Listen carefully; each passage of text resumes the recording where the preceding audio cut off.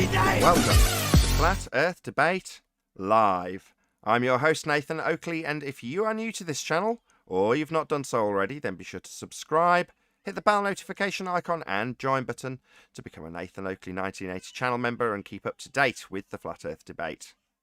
If you would like to support the channel, there is a super chat that runs alongside each of these shows while they are live, and there's also a PayPal, Patreon and crypto link in the info box below the video. Also below this video, you can get £50 for swapping your UK electricity supplier to Octopus Energy. Most importantly, if you'd like to join the discussion, simply mute the page you are currently watching, then click the link in the info box below this video to join the panel and express your views on the nature of Earth. If you do join, please don't swear. If you do, you'll be ejected, and if you are, please don't try to rejoin the stream using sock accounts. You'll be warmly welcome back on the next stream. Please also share the show on social media. Sharing the show obviously increases the live audience, but this in turn increases the chances of a more diverse panel, so please share the show on Facebook and Twitter. One last time, if you're new to the channel or you've not done so already, then be sure to subscribe, hit the bell notification icon and join button to keep up to date with the Flat Earth Debate. Now we are joined by Father of a Stolen Child, Neil, Adam Meakin, 10th Man, and a whole bunch of people in Discord. So welcome, one and all. Good morning. Good afternoon. Feedback. Hello. Semi-enthusiastic start to the show. I can't complain. Any evidence of the distance to the sun? No, it's over there, as Arwen says, just a beautiful light in the sky.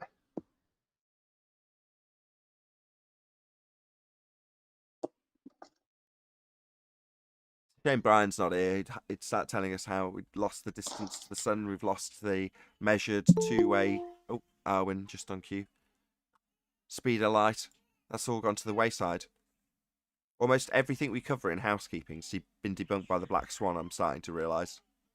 Had we all come to the same conclusion? Hello, guys. Well, go ahead. Every globe claim begs the question of a globe to begin with. So, yeah, if you don't have a radius, you're in trouble. Yeah, I've been saying it for a while. I originally heard it first stated by Validation Boy, but I later found out he got it from Quantum Eraser. But absolutely every single globe Earth claim, including, in this instance, the distance to the sun, is based on an R value. So you assume Earth's a sphere when you move forward and describe the distance to the sun in the heliocentric model. The clue being in the heliocentric model, obviously that's got a sphere-shaped Earth, so obviously you're assuming Earth's a sphere. It's always going to start with that begging the question fallacy, and that begging the question fallacy is the R value. And we've debunked it with the Black Swan. So there's no way you can get an R value. You can't measure Earth as sphere. You can't derive R values from geometric horizons. Any evidence of the R value? It's a radial world. It's a radial galaxy, actually. Everything is radial. Debunked by the Black Swan.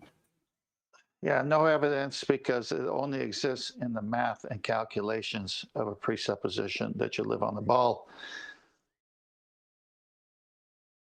What about a self-perpetuating molten iron core at the centre of an R-based sphere? One goes with the other. If you don't have a sphere with an R, then where are you going to get that from?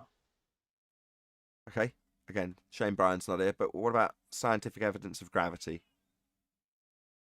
Also debunked by This question's been pulling on me for a while, but there is no scientific evidence of gravity. Well, there's no mathematical evidence either. You can't have M1 attracted to the center of M2 if you don't have a radial value of M2.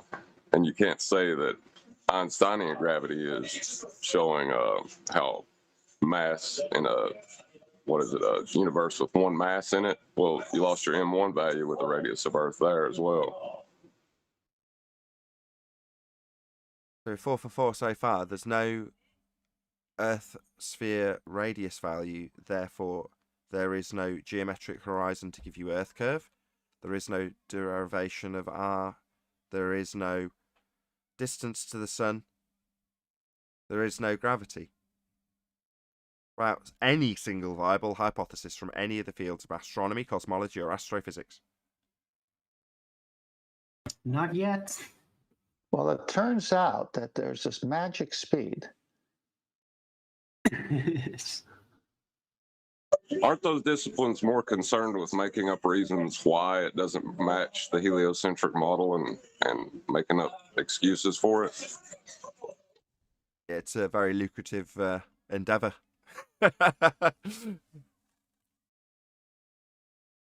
What is the magic speed? Whatever you want it to be, Arwin. It's just Good abstract. answer.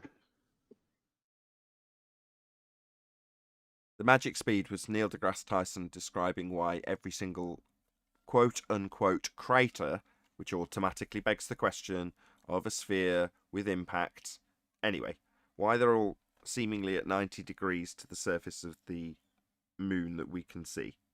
Now, with their rock-shaped sphere in a vacuum, you've got to have an explanation for that, right? They should have come in at all sorts of angles if they've been the very nature of their backstory to how it was formed in the first place is debris that was supposed to be cast off from a planetary collision with Theia and the fledgling Earth, leaving the debris to coalesce into the moon. It's like the entire thing has been created from crap that's pseudo force-based gravitational accretion into one little sphere.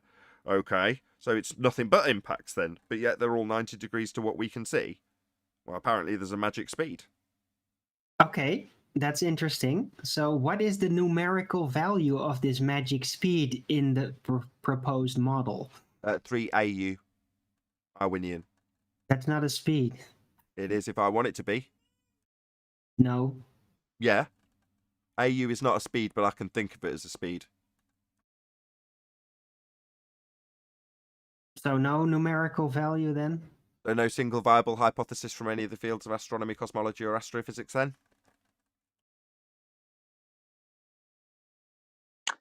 Have you noticed, not to jump in on Arwen, because I wanted him to continue.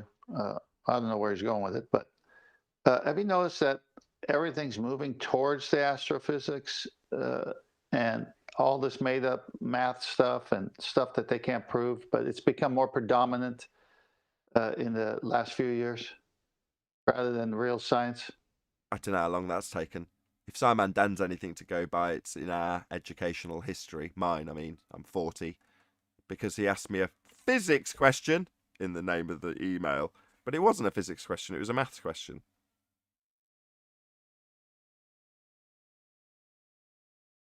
Dude, he would know physics when it hit them in the face. He only knows math. Physical. Now, detailing an abstract description of something physical doesn't make it physics. That's still abstract descriptions within mathematics. So maths. The period, I think he asked me for something like the period of a 5 Hertz wave. That's what he asked me. That's maths. Oh, it's got a physical wave. Is there? Where? No, there isn't. Just conjured it out of nothing and then gave me a question about it. There's nothing physical in this, it's mathematics. But they want the transition because they assert our physical world with the abstract world of mathematics to make it seem real in the mind's eye of everyone listening to it, like gravity. Detailing pseudo-force-based bending by way of the uneven distribution of mass. Oh, mass. Oh, so physical stuff then. No, this doesn't happen in reality. It happens in pseudo-force-based. Length, breadth, depth, and time. Space-time. It happens in a place that isn't real. Space-time. Are you existing in space-time? No. Am I existing? No, I'm not in space-time. No, that's a pseudo-geometry that they've invented to try and explain some of the stuff that's in the sky. Well, explanations for it? All right. My understanding was when you deal with physics and you explain something, you actually test by experiment and validate cause. Oh, they don't do any of that. They do a bit of maths, don't they? Well, let's call that physics. Let's put a load of maths into physics questions at GCSE level. And then children will think that maths is physics. So long as you're talking about something physical, even if you've abstractly conjured it out of nothing, never is to be existing or hasn't ever been in existence, you can still say I'm describing it as being physical though, so it's physics. Wrong. No, very few people understand the difference between maths and physics. That's why you have red rhetoric, famously or infamously, saying math is reality. No, math is abstract. You clown. This is where lately I've been catching the nuances of that argument. If you're not really listening carefully, you miss it. But it ends up when you're debating someone, or say Adam reads the full text of what someone sends over as a citation, and cherry picks. It's really, they modeled it. They modeled it this way, but it's not tested. It's not proven. So they say, well, we modeled it, and this is the closest we got. This is the average. So again, it's just guesswork, but it's mainly a model.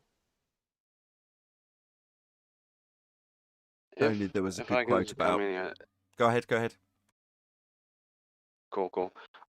This actually reminds me of a video of Veritasium that I saw a couple of days ago, where he had this bit with this professor, and this professor was basically arguing with him, saying that what he was testing is not matching up with the maths. So the professor said it's not going to work, and it's not really what he thinks it is. But whereas he actually went out and did the test himself, and then they redid the tests. But so eventually the professor had to concede. But I mean, it just shows the I think it's arrogance from their side. And they had the whole panel was there. It was what's the guy's name? Bill Nye, and Neil deGrasse was also there against the Veritasium guy, saying that it's not going to work out. Math doesn't add up. Blah blah blah. But yeah, it just speaks to exactly what you're saying. Yep, may not work in the abstract world, but there we go. That's not physics, and none of the people you listed are dealing in physics. They're astrophysicists. No, they're pseudoscientists. They're not dealing in the physical and natural world. They're not testing by experiment. They're not formulating valid hypotheses. They're not observing. Oh yeah, they're observing natural phenomena. That's it. They got step one of the scientific method. That's it. That's all they got. First step: observe phenomena. Then make up a story. Do some maths. It's funny that he said that Neil deGrasse Tyson said, if I heard it right, the math doesn't add up. So if the math doesn't add up, then it can't be real to them versus actual testing. But when has the math ever added up for them on other issues? Like the horizon, the geometric distance, the limitations on it. The math doesn't add up, Neil deGrasse Tyson. How about there? Let's go there. Well, entropy. Here's the space. Oh, what's that? The gas isn't filling it. Why? Well, because we've got this not actual force that you can think of as a force, but is literally not a force. Well, that holds gas here, even though, mathematically speaking, it has absolutely no effect whatsoever on entropy. Entropy and gravity, completely mutually exclusive of each other. Makes no difference. You can have gravity, both Newtonian and Einsteinian, at full effect, and it won't make any difference to an entropic effect. You'll still have an entropy increase. Gas will still fill space, violating their maths of space. Because gas would fill it, would all be dead. Any evidence you can have gas pressure without the necessary antecedent of a container to press upon?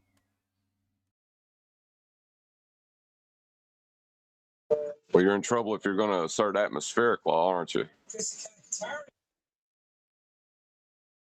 What, assume sphere-shaped air? Assume that air will arbitrarily take the shape of a marble that it's clinging to in a massive space that it's not filling in violation of natural law.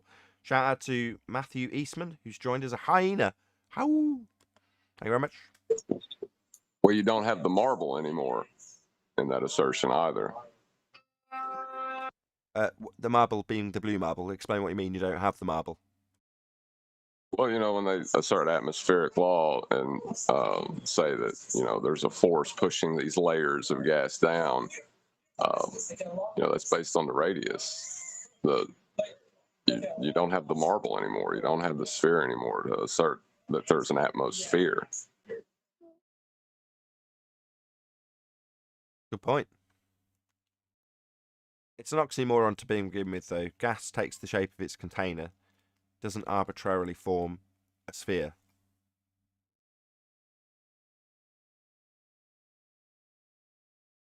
Any evidence of axial rotation of the Earth-based variety? Axial rotations measured in radians. Need a radius for that too. 1st Jan 2020, QE pointed out that the Black Swan is the Black Plague for the globe. 18, 19 months later, that's exactly what's happened. Every single question that we ask in housekeeping can be debunked with the Black Swan. You need an R value for everything, Globers. It's dead. The game is over.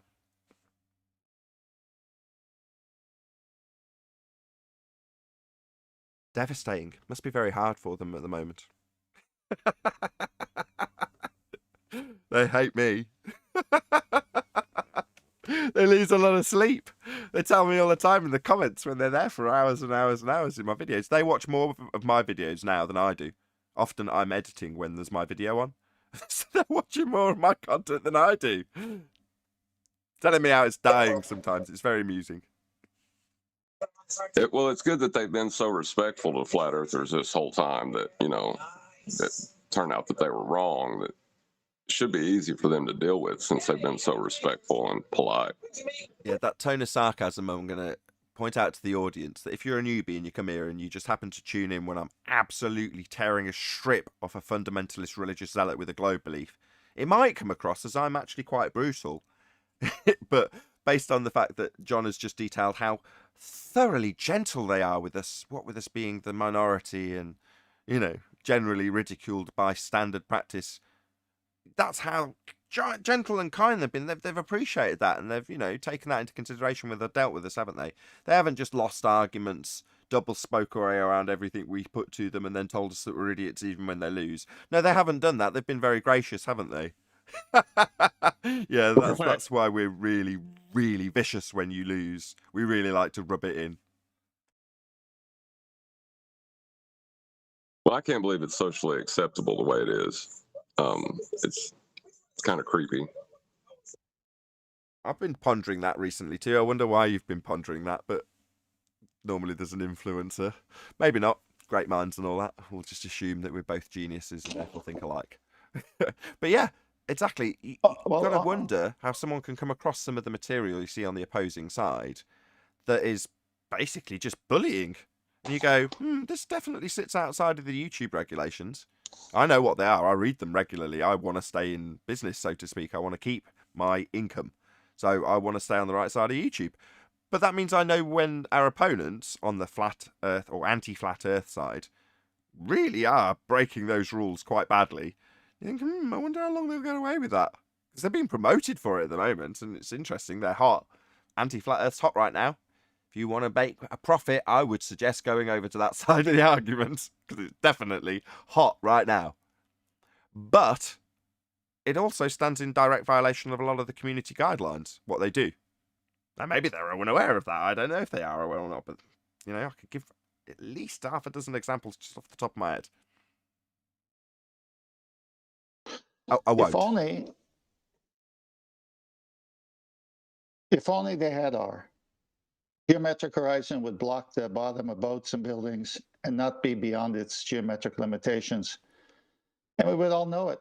The Black Swan would not even exist if only they had R. And they must have R.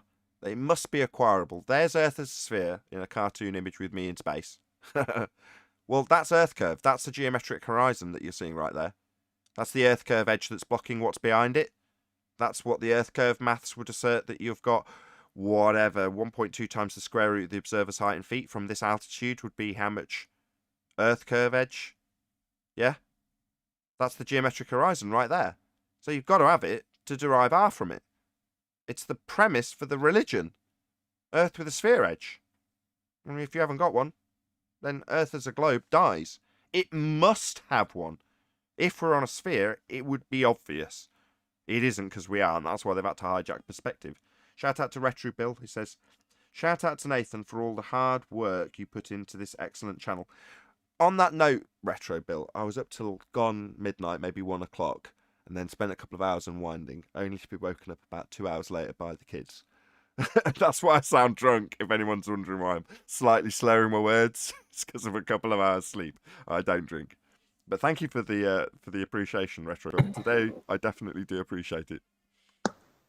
Hey, Nathan, if we're done with housekeeping, can you go to Master B? I posted a response I got yesterday from a baller. I want to see what you guys think about it. Can I just Is it a say baller something or real quick before anti-flat you do? earther? Hold on, let's just see I'm it. not sure. We'll go to that in a second, 10th. I will bring it up while FEEG puts his 2 pennyworth in. Go ahead. Yeah, I was just gonna mention in relation to axial rotation and what you guys were speaking about earlier, gyroscopic precession. Isn't one of their claims precession of the equinoxes, right? Which, in effect, we should observe like a shift in the night sky, and that doesn't happen. And they say it's over, I don't know, is it 1 degree per century or something? And we haven't observed that, right? They've put it in a timeline that's unqualifiable, but that's another Coriolis claim in terms of the drift and precession of the lights in the sky. That's all claimed to be one cause, just Earth turning beneath them.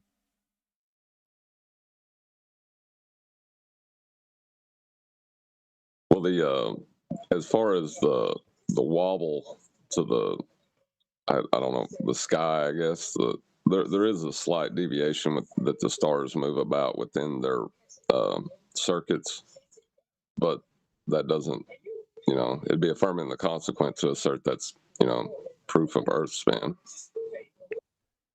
But Polaris is fixed in the sky, isn't it? Say that again. I'm saying Polaris, the North Star, is fixed in the sky, isn't it? It's got a tiny amount of movement, but yeah, to all intents and purposes, it's fixed in its position. Well, if it was Earth spin, we would see drift. We don't see drift, so it's not Earth spin. It's pretty simple. Indeed. Okay, I'm going to come to your comment after I just shout out this next super chat. Think outside the container. Great screen name. Says, global YouTubers, I'm going to correct you and say anti-flat earthers. Anti-flat earth YouTubers engage in targeted harassment, end quote. Yeah, I think that would be the most YouTube terms of service-esque description. Think outside the container. There we go. Like I say, quite the contrary to what you would expect with other targeted harassment. They are very much promoted for doing it, and more power to them as YouTubers. I wish them every success. Anyway, 10th man. I'm going to read out your comment, give my comments, and then you can fire. I suppose I shouldn't really take your thunder as you've posted it to me. I'll just read it. If you can't understand why flight times on a rotating Earth are roughly equal, travelling east and west, let me try to explain. Imagine you are at the back end of a moving train and I am at the front. The train is is a mile long. We start walking towards the middle of the train at the same time and at the same speed. I walk half a mile to the middle. You walk half a mile to the middle. We reach the middle of the train at exactly the same time. The speed of the train is irrelevant, and the train, if you're on it, is irrelevant because Coriolis is observed as you turn beneath something not attached. So detailing what happens in the ball, because you're standing on the ball thrown over the roundabout. No, you're not standing on the ball thrown over the roundabout, walking towards the top of the ball as someone walks on the other side towards the top of the ball as it flies over a roundabout for you to see it drifting. Yeah, that's sod all to do with Coriolis. This is your fairly atypical. I can't show Earth turning underneath stuff, so I'm going to detail why we won't see the effect. If you can't understand why flight on a rotating Earth are roughly equal, hold on. If we're observing Coriolis effect on a turning Earth, I'd look up at that plane and see it drifting. Because I'm turning beneath it. Because that's what's claimed to happen. So I'm turning beneath aeroplanes because there's Coriolis effect for anything not attached, like an aeroplane. And that would shorten flight times. No, he goes on to tell us how we won't have shortened flight times. Right, 10th? And how we won't see this effect by detailing something that's occurring in the inertial reference frame when Coriolis takes place from the non-inertial reference frame. I hope I haven't over-summarised it when it's your point. Go ahead, 10th. No, no, I'm glad you did what you did because I caught it right away. It's rather than addressing the question, he goes and diverts to a train and people walking from one end to another on a 1 mile long train. And then, so it's like, wait a minute, go back to my question, go back to Coriolis, go back to shortened flight times. Why did you just move it to some uh, argument that you have to bring a train into it? This has nothing to do with the topic. And what is your point with a train that's enclosed and two people walking towards each other? What does that got to do with anything? Diversion. Little magic trick they use. A magic trick to deny that we'll have any effect noticeable. He's saying, if you can't understand why flights on a rotating Earth are roughly equal, it's like, okay, Earth's supposed to be turning underneath them, though. So your elaborate explanation about how trains work with people walking towards them as they move along is irrelevant. Because the claimed effect we have is us on a rotating platform turning beneath stuff that isn't. And how, because we're turning beneath it, it looks like it drifts. Absolutely sod all to do with you moving towards somebody on a roundabout, for example. So if there's two people on a roundabout and you walk towards the other person, who cares? The effect of Coriolis is you seeing a ball being thrown over the top of the roundabout, looking like it's curving. Or you standing underneath a tree, looking up and spinning around on the spot. It looks like the tree's moving. Yeah, looks like the tree's spinning. Actually, it's you spinning. That's Coriolis effect. So what you're going to now do is detail how the ants on the tree are moving towards each other. No. You spinning underneath the tree makes the tree look like it's moving when it isn't. That's Coriolis effect. But the ants are moving towards each other on the tree at the same rate. While it spins, the tree isn't moving. I'm moving to make it look like it's moving. The looking like it's moving is the Coriolis bit. I.e., you're on a roundabout, you're looking up at a tree, you spin, and you look like the tree branch is coming towards you. Now, if that tree branch was low enough, it could still smack you in the face. Yeah? Because you've spun towards it. Yeah? Likewise, if you launched a drone on a spinning Earth, it would whiz away from you, seemingly whizzing away because it's flying away, at 1,000 miles an hour on the equator. Now, obviously, drones can't fly at 1,000 miles an hour, but if Earth was turning, you'd be turning beneath it at 1,000 miles an hour on the equator. And you'd definitely notice. Especially if it's smacked into you, if you were in the way. If you were somebody that happened to not be launching the drone, it whizzed away from the pilot, and then happened to smack into anybody in the way, because it's only a foot off the ground, as Earth turns beneath it for you to observe Coriolis deflection. It's just hovering, but yet the ground is turning beneath it at a very, very fast rate of 1,000 miles an hour, claimed to be on the equator. Said nobody ever, because we don't observe it. And then we get into this crap. Here's me explaining why we wouldn't expect to see drift. All right, if you can't understand why flight times on a rotating Earth are equal, well, shouldn't we have Earth turning beneath them? That was my... Am I missing the point here that we're trying to explain why we're not seeing the Coriolis effect? And to explain that, we're giving an example with one reference frame. Correct. Also, false equivalence because they put you in a closed system. Is there supposed to be a closed system in their model? Well, there's another thing too. He's probably going to sleep a little bit better because he got to beg the question of a sphere within his example too. Similar to Dan, Simon Dan, when he sent me this via Twitter with the attached message, you and your reference frames are ruined. So he's showing this guy on a trampoline. This is Simon Dan, the idiot. Not drifting. Not deviating. Ergo, we've got one reference frame. Just the guy bouncing in between the brakes of the wind. The guy's not being forced off his path. Seeming to drift. So Coriolis deflection would be if you took down the boards either side of this trampoline, and the moment he went into the air, the guys who are watching him see him bounce out in an arc. Yeah, so he's moved in a curved path away from the truck moving beneath him.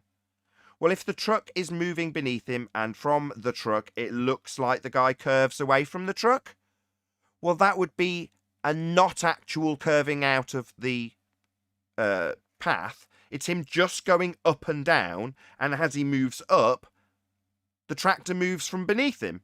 So from his vantage point, he just goes up and then down. From the guy on the tractor's vantage point, he curves out of the back of this bed. Yeah, so it looks like he curves away. In reality, whatever spot he left when the tractor's pulled away from beneath him is where he lands. But from the guy who's moving away from him as he does it, it looks like he curves out the back of it. That's Coriolis effect. And it's claimed Earth has that effect, i.e. stuff curving away from you because you're turning beneath it. That's Coriolis effect. So because we don't experience that effect on a turning Earth, Dan's resolve as an anti-flat earther is to show me something not drifting. This is the idiot anti-flat Earth workaround when you don't have drift. Earth's supposed to have drift, we don't have it, so show examples of things not drifting at 15 degrees an hour. They're just thick. Simon Dan's the tip of the iceberg when it comes to that sort of stupidity. You and your reference frames are ruined. Number one, I don't have any reference frames. I don't need reference frames. Number two, you have reference frames. Two of them, Earth claimed to be one of them turning beneath stuff that's not attached. So what are you going to show me? Someone not drifting away from something as though they're attached as it moves with it? So no drift then. So you're debunking your own claim with your demonstration and telling me you haven't got two reference frames needed for your claim of Coriolis. Man, what a complete idiot. That's Simon Dan, by the way, if anyone doesn't realise the stupid idiot I'm talking about. His resolve for that is to ask me a maths question labelled physics question, also demonstrating how stupid he is. Adam, can Does you it- repeat what you said? With regards to that question, Yeah. yeah. So my understanding of it, he was fundamentally asking why we don't observe something that we should observe in a model and creating an excuse for that to justify why we don't see what we should see in his model. He cites an example which only involves a single reference frame. Yeah, So it exactly. almost seems as though it's like a form of gaslighting, making it seem like, oh, our argument the whole time was that we don't have reference frames. You guys do. So we're going to put that on you and then show you how that's not happening when that's literally our claim. And then ask us, where do we make that claim?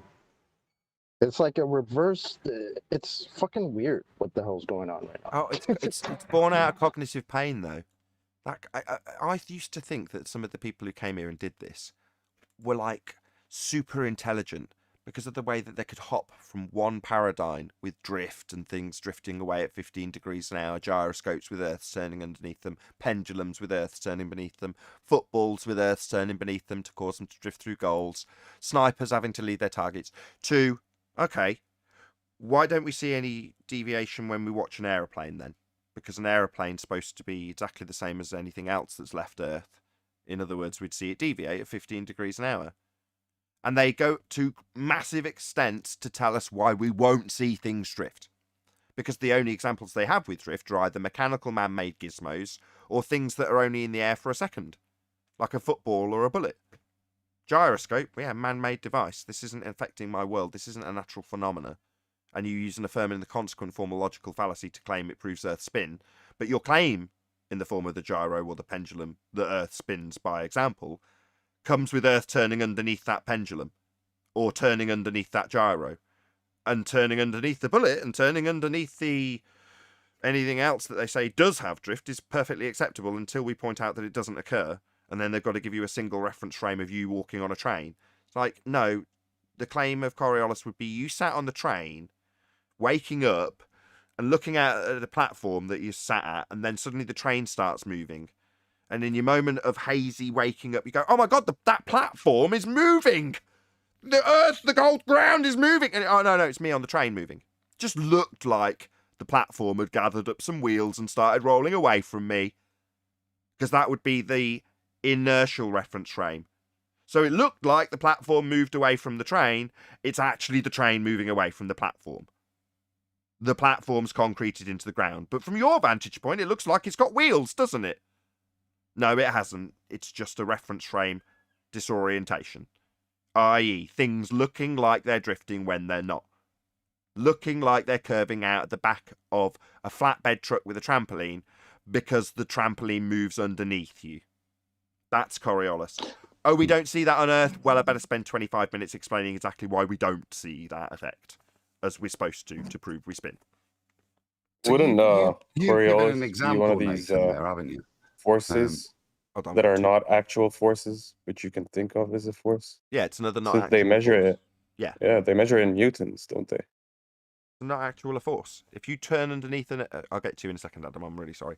You're spinning underneath a tree. You look up at the tree branch above you.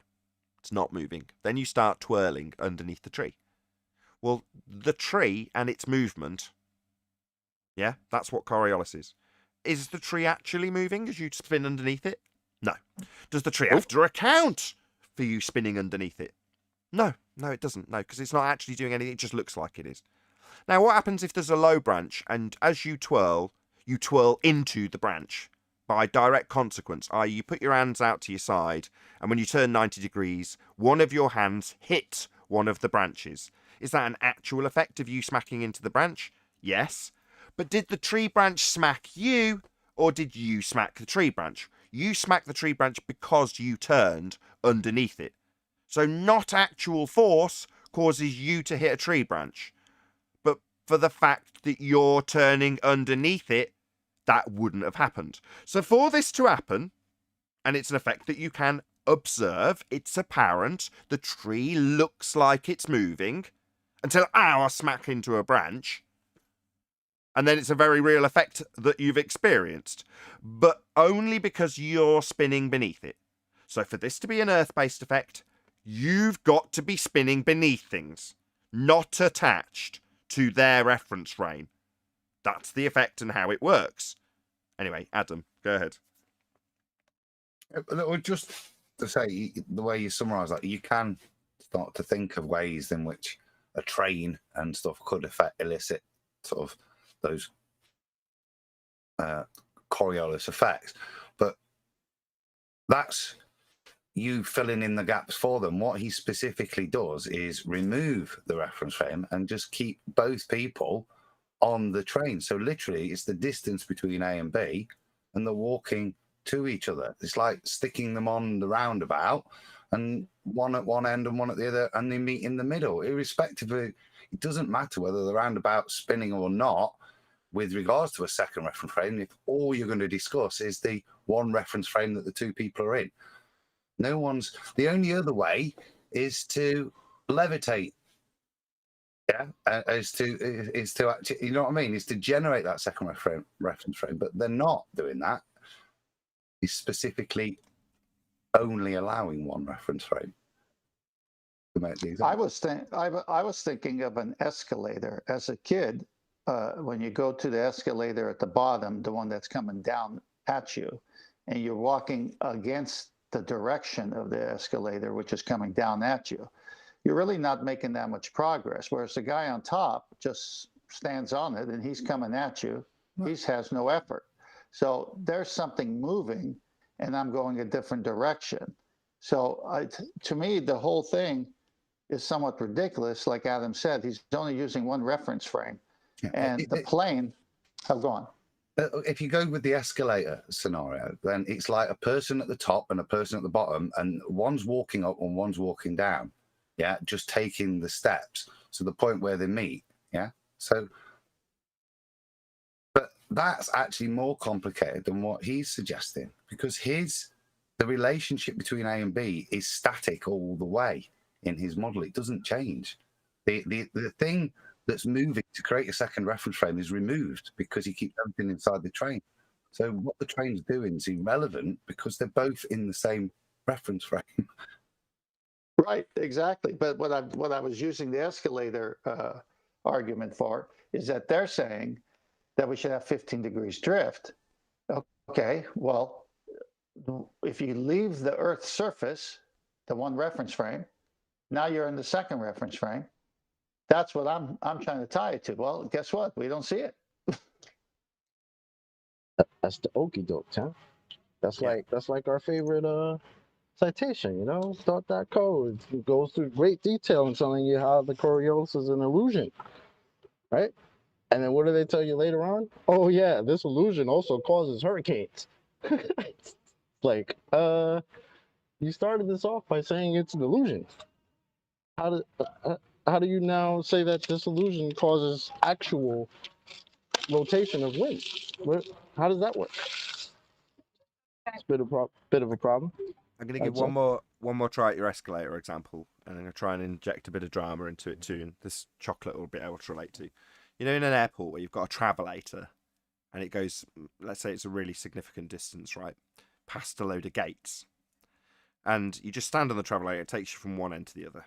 Now, as a airport staff member, you can stand, let's say, halfway along this travelator, next to a sign that dangles over the top of the travelator, and it's a sign that is 6'10" above the ground.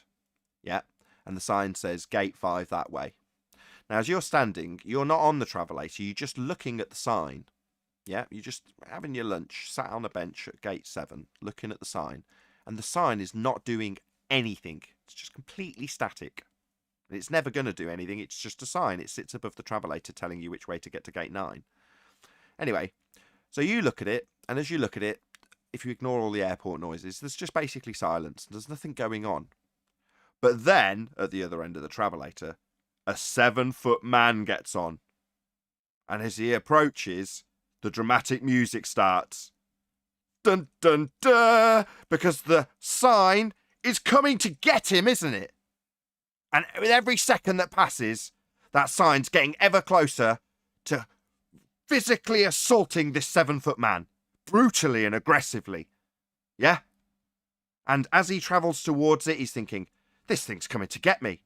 And from the camera viewpoint, from the first-person shot of the 7-foot man, he just sees the sign, with perspective, getting bigger and bigger and bigger and coming to get him! This evil sign's coming to get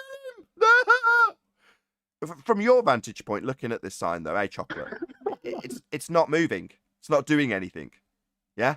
It looks like it's coming towards you. And eventually, when the 7-foot guy meets that sign that isn't moving an inch, he does in fact hit it and crack his head and go, ouch. And then the dramatic music ends. So then what he does is he fills out a report and makes it plainly clear to the airport. This sign clearly came towards me and then attacked me. And the airport staff say, no, it's a not actual effect that you saw. Yeah, it was actually you moving towards it. It wasn't coming to get you. It's completely benign. It's not in any way making attempts on your life, Mr. Tallman. Yeah? That's Coriolis effect. You moving towards the sign, it getting bigger and bigger and bigger and coming towards you and eventually hitting you is a not actual deflection of the sign. It appeared to come towards you. It did actually come towards you because you were moving underneath it. Now let's take that example and transpose it onto Earth. Well, you could have some kid launch a drone off the ground and have it hover. A lot like the sign isn't attached to the travelator, the drone is now not attached to Earth. And it's going to whiz away to the tune of whatever rate the ground is turning beneath it once it leaves the ground. And it's going to hurtle towards anybody standing on the metaphorical equivalent of the travelator. That would be a claim to be turning Earth. So you're standing having your lunch, effectively on a travelator. And the hovering drone, which isn't attached to the travelator, it's just hovering, it's minding its own business, is suddenly coming towards you at 1,000 miles an hour on the equator. Because you're blissfully eating your lunch on a travelator without realising it. So stuff's going to smack into you, isn't it? Stuff not attached, like drones. Said nobody ever, because Earth isn't a travelator by equivalent. We're not moving towards anything that's not attached. That never happens ever. And that's the claim that we have to prove we spin. I.e., Earth as a travelator moves underneath a football when it's kicked from the travelator. So you keep moving along the travelator as you watch the ball go through the goal, said Neil deGrasse Tyson, a claim that Earth turned underneath a football. Well, that's Earth as a travelator turning under something that's not attached. But that doesn't happen, otherwise you'd have a very serious problem with your day-to-day living. Because things that weren't attached, like insects and birds, would suddenly be turning towards you at the rate Earth turned underneath them. So pointing this out necessitates an anti-flat earther to start obfuscating away from the claim that Earth actually has, which is Earth turns underneath stuff Coriolis effect, to tell us examples with one reference frame that don't exhibit the effect. Because Earth doesn't exhibit the effect, and they've got to explain why Earth doesn't exhibit this effect of Coriolis drift as we turn beneath stuff on an Earth that's a travelator, smacking into things constantly as we turn beneath them. We don't, because we're not. And they know we're not, and they have to explain why we're not, when we're supposed to be. We're supposed to have drift, we're supposed to be turning beneath stuff, we don't, so anti-flat earthers will tell us why we're not drifting. Yeah, well, that's just because we're not turning. Wait a second. Neil deGrasse Tyson, when that football was kicked, Nathan, he did do a quick calculation. No, don't leave that out. Yeah, the ball just drifted because it's a football with a funny shape, unlike British footballs. But that funny shape made it curve through the goal. And they just ascribed that curve to Earth turning beneath it. That's Coriolis effect, the actual globe claim. Now, that's Earth turning beneath the football, so we say, why don't we have Earth turning beneath aeroplanes? They've left the ground, they're not attached anymore. And we're supposed to see them drift, that's what Coriolis is. No, now let me explain why we're not going to see Coriolis drift at 15 degrees an hour. We don't observe it, said every flat earther who's ever come across the Coriolis argument. Are you telling me Neil deGrasse Tyson is wrong? Because we went to the moon because they calculated the amount of fuel, Nathan. Come on, this guy's a calculator.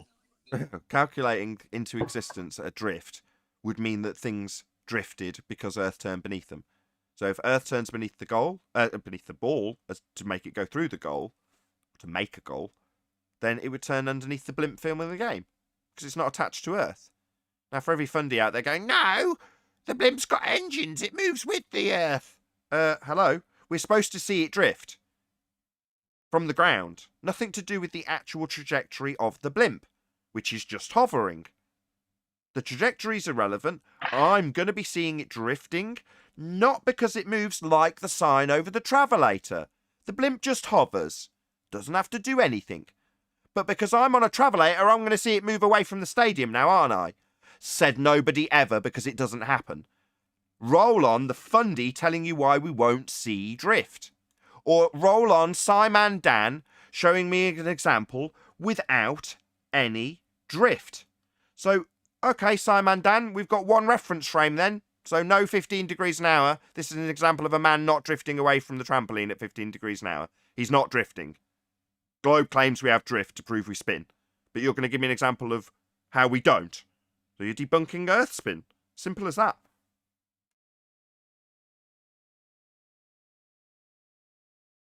To your point earlier, being that I worked at an airport for almost 10 years, I would definitely get blamed by Mr. Tallman if he hit himself on the travelator sign. Because people tend to act like that at an airport. I would definitely get blamed just working there. People are crazy. Well, you can't blame them. Hey, everybody. Hey, Brian. People tend to have a lot of baggage when they're at the airport. That's the new word of the day, travelator. It was coming right for me. The sign cemented into the ceiling. It was coming right for me. You know, So- if that guy would have been an anti-travelator, he would have explained to Chocolate how the train example works and how it was his fault. I think from the guy, 7-foot guy's reference frame, if he had got his mobile phone out, filmed to show that he wasn't moving, look, his feet were static on the floor, the ground was solid, and just panned up, and all he did was see this little shot of this sign heading towards him, panned that down, demonstrated in a court of law that his feet weren't moving. It wasn't him that was running to the sign. Exactly. Any lawyer would fight that for him. The sign was clearly the aggressor in that circumstance. It was coming right for him. But filmed from that reference frame, he wasn't moving, was he? No, the sign was coming right for him. It kept getting bigger and bigger and bigger until it viciously assaulted him. Meanwhile, here I am at the gate watching this dumbass. Exactly, Chocolate. And you can bear witness, the sign didn't move an inch. there's the guy's original claim about flights east, going east and west and east, and why the Earth is not rotating underneath him, and he's trying to come up with basically excuses, basically is all you could call it. Well, it really doesn't matter, because the chord line of the wings of an airplane cannot go below horizontal without the airplane losing lift. So that's why the Earth is not rotating underneath the airplane, because airplanes cannot fly around a rotating globe. So that's the end of that. Is that Brian? You It is okay, Brian. Brian? You don't sound like yourself. My throat is a bit hoarse, that's all. Yes, they do eat quite a lot feel of horse better, in bud. Ireland, so you'll get that. Yeah, this is the thing. Like, I mean, they like to beg the question and talk about airplanes doing this and that and everything on a globe. Airplanes don't work on a globe. So if airplanes work, it's like if airplanes work, it's not a globe. Airplanes work, so it's not a globe. If A then B, A therefore B. You know, it's very simple. Modus ponens, indeed. If A then B, Oh, A section. therefore B. What globe? Need a globe first before planes can work on one. So every example they give us negates drift. So without drift, the claim of Earth rotation is debunked. Yeah, that's true.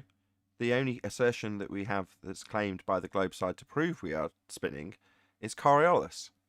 It doesn't matter if you're asserting it with celestial objects, or bullets, or balls, or gyros, or pendulums. That's a claim Earth turns beneath. As soon as you point out that if we're not observing that drift, if it's not in observation, we don't need an explanation for why we don't see it. We need a concession that we don't see it. You claim we do, as a globe believer. And now we've pointed out that we don't see it. You're going to explain why we don't see the very proof you said proves we spin. Yeah, that's just the end of the argument, 10th, right? Shout out to Unitox Femu. Says, to get Coriolis, you need something to rotate. Yeah. Okay, so when did this all get started? When did they start trying to measure Earth's movement? They brought this heliocentric nonsense in. So now inquisitive people start to try to figure out how the Earth is moving. So they come up with a pendulum. What was the first thing they came up with to try and test Earth's movement? Well, you're describing what Foucault did with his pendulum and gyro. I don't know. I'm asking a question. When did they start trying to do this? Don't know when Pointed at the sky. I don't know the exact date of when that assumption was made, and as I've said to you yesterday, there's a lot of discussion and debate, which is why I'm hesitant, about the claim to be history of this particular lineal. So while I might be able to dig out the date of Foucault, I think it's Leon Foucault if you want to look it up yourself, but that doesn't really mean much. 1851. Exactly. We don't even know if the time is right. 1851. How do we know anything? 1851 for Foucault in this regard with pendulums and gyros. I'll take a stab at it. When it was geocentric, no one was thinking that. When it became heliocentric, the Earth is now moving around the sun. When it was geocentric, the sun had a circuit over the Earth. So it would have to have started back then and evolved to whatever it is today. Evolved? What does that mean, evolved? The arguments back then weren't as concise as they are today. They weren't asking the questions we are. And so it was in its infancy. So it's evolved to this point. That's what I mean. It's quite a claim that isn't supported, but I'll just quickly read it if that's all right. Foucault pendulum. A Foucault pendulum is a simple device named after French physicist Leon Foucault and conceived as an experiment to demonstrate the Earth's rotation. The pendulum was introduced in 1851 and was the first experiment to give simple, direct evidence of the Earth's rotation. Very bold claim.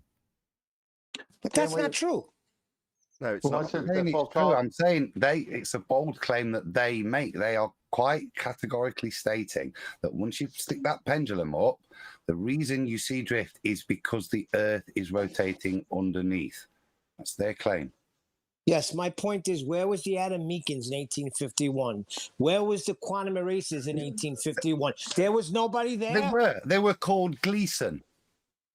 Yeah, parallax. There were plenty of people opposing this logically. Yeah. That's beautiful snort at the end of that statement. Indeed, there's been people opposing it, and in recent history too. So I don't know if they're still available or if they're on his older channel, but Deep Inside the Rabbit Hole had various different video footage clips from the 70s and 60s of people opposing it. Also, news clippings. Did you want to add something? Who's that? The Hammer? I was going to say that's an argument to silence fallacy. Hold on one sec. The Hammer, did you want to add something? Hello? The Hammer 124. Clearly not. Hey, what's up, guys? Sky? Hey, what's up, Nathan? Sorry, hold on one second. I'm just walking outside. Oh, hey, thanks for talking to me. What's up, man? Sky? I just want to say I really appreciate your guys' show, man. I enjoy watching it all the time. This is the first time I've been up in the Discord, but I really enjoy it. It's a pleasure to have you. Thank you. It's a pleasure listening. I appreciate all your hard work. And to see the kind of like you guys were just talking about, the evolution of the argument and just how far it's come and just where the globe side is really sitting right now. It's pretty awesome. Cool. Thank you. Can we say progression instead of evolution? Yeah, progression. We don't know the history of the heliocentric deception beyond what that's been published. Now, if you want a concise account of what's been documented, then I've said it before, check out my video with Johnny Cerrucci, where it takes it all the way back to Rome. How come Neil is always trying to be a word police here? He got rid of the word Spaniard. Now he wants to get rid of the word of evolving or evolution. Because Capo Flake is not a Spaniard. What do you mean? He said he was a Spaniard. Why would you say he's not a Spaniard if he is a Spaniard? He's not the Spaniard like Russell Crowe was the Spaniard. Russell Crowe's not a Spaniard. Hold on. Not the Spaniard. Doesn't make He was in the not movie. a Spaniard. So he was a fictitious Spaniard. You'd rather go with that than a real Spaniard. With that, I'm going to say a huge, massive, enormous thank you first and foremost to all of you watching live for smashing the super chat. If you are watching this on either Nathan Oakley 1980 or Nathan Oakley Programming streams, stay tuned as there will be an after show to follow. Another massive thank you to Discord and G+ for making today's live show possible. I've been Nathan Oakley once again. Stay tuned if you're watching on either Programming stream, and I'll see you all in the next video.